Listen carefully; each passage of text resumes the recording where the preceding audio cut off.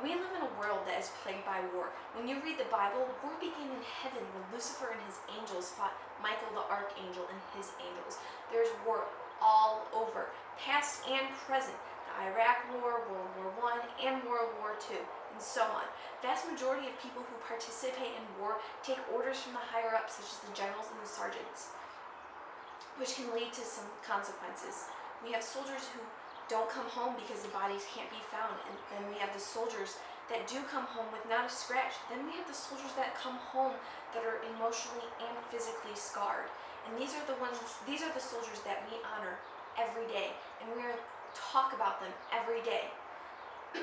Many soldiers who chose to be conscientious objectives were the ones who were combat medics, like Desmond Doss from Hacksaw Ridge.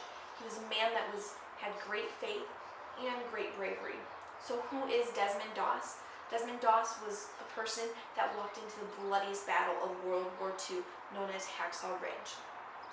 Doss went to war with nothing to protect himself except a Bible and his faith in God. And most people called him a crazy man because he refused to carry a rifle. The fighting took place on Medea Escarpment, sorry, I can't say that very well, in April 1945, which was located off a 400-foot cliff. The Japanese had claimed the cliff, and this cliff was considered deadly due to setting booby traps and machine gun nests all over. Winning the war meant that the U.S. Army had to take over the cliff, which was the key to winning the Battle of Okinawa.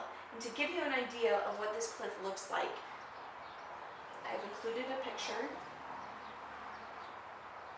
Now, it's not the exact same one from the war, but this is from the movie, and every time the U.S. Army would step foot, the Japanese just attacked.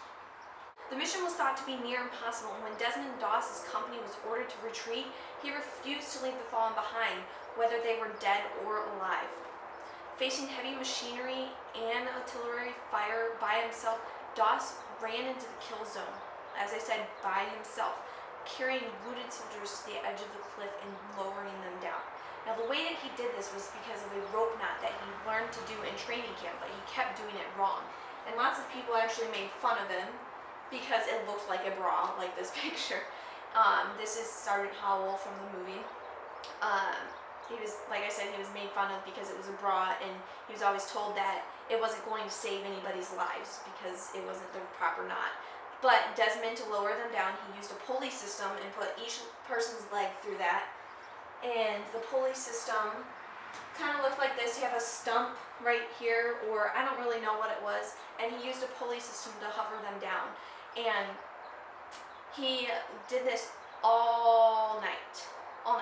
He saved about 75 men. Even sometimes there were a couple of Japanese that he saved also.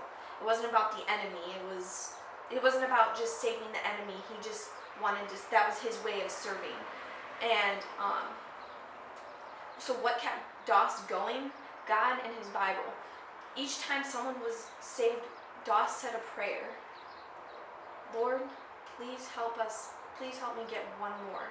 Help me get one more. And he said this through the entire time he did it, no matter what was going through his head. Strengths were being tested, his faith was being tested, but he kept pushing through.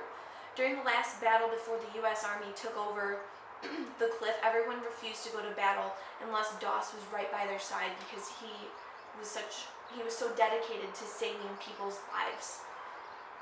Doss's beliefs gave all the soldiers hope and uplifted their negative thoughts.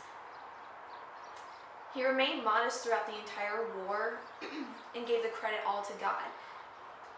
He also says that the real heroes are buried at the memorial sites and that he's not a true hero. But I happen to disagree.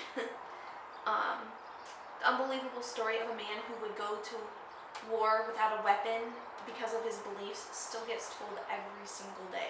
What 3 things can we learn from Doss from Hacksaw Ridge? It's 3 things. Number 1, we all have our defining moments. When Desmond was younger, he threw a brick at his brother and almost killed his brother out of anger. Later, also when Desmond got older, Desmond's father was taking a gun to his mother and almost tried to kill his mother, so Desmond stepped in and stopped that from happening. And that was Desmond's defining moment because he knew he didn't want to kill anybody or use a weapon. So what are your defining moments? Maybe you don't know what they are yet, but that is a trait that will help you become a better leader. 2. Great leaders don't stay behind. When Desmond didn't believe in killing another person, he was compelled to enlist in the army. He didn't want to stay behind because he wanted to be able to serve. He knew that other people were sacrificing for him. If you think about it, real leaders don't sit behind a desk when there is danger. They move out from behind their desk and move forward with their employees as a team. Number 3, leaders will make unpopular decisions. During boot camp, Doss was made fun of because he would not touch a weapon. It would go as far as being attacked in the middle of the night, and he would never tell the sergeant or the generals who it was that attacked him. As a leader, you're going to make unpopular decisions. People will question what the heck went through your mind while you're making that decision, but just stick with it because it was most likely the better decision out of all the rest, because that was the first one you went with. And that is my presentation. If you guys have any questions or any feedback, leave comments in the forums down below.